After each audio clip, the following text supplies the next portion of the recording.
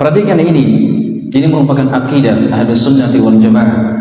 Mereka meyakini bahwa orang-orang beriman pada hari kiamat akan melihat Allah Subhanahu wa taala.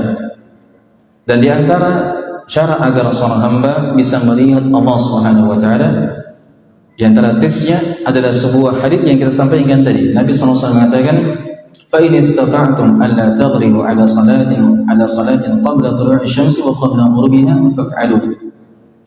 Jikalau seandainya kalian mampu untuk menjaga salat sebelum terbenamnya matahari. Salat apa itu? Salat asar. Ahsan, barakallahu fik. Mumtaz. Dan kalian bisa menjaga dari salat sebelum terbitnya matahari. Salat apa itu? Salat subuh. Dengan dua perkara ini, kapan kita jaga, insyaallah taala kita akan bisa melihat wajah Allah Subhanahu wa taala. Tapi bukan artinya kita menjaga dua salat ini saja. Anda jangan disalahpahami, saya cuma mengerjakan dua salat ini saja, salat asar sama salat subuh. Maksudnya dijaga semua salat, tapi lebih diperhatikan dari dua salat ini. Lebih diperhatikan dan lebih dijaga.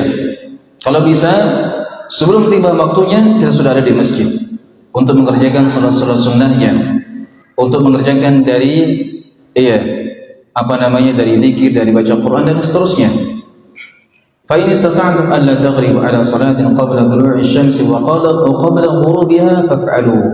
Kalau seandainya kalian mampu untuk tidak meluputkan dari salat sebelum terbenamnya dan terbitnya matahari, maka kerjakanlah.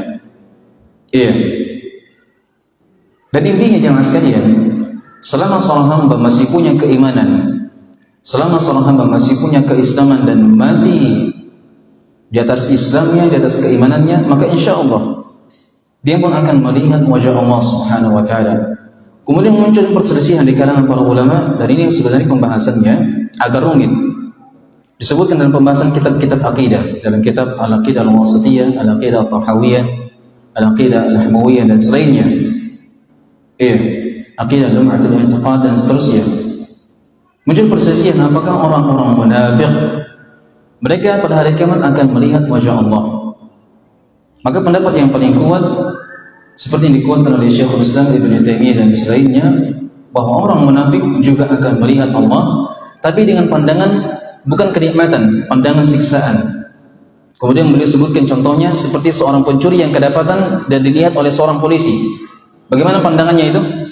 Pandangan ketakutan, pandangan kengerian.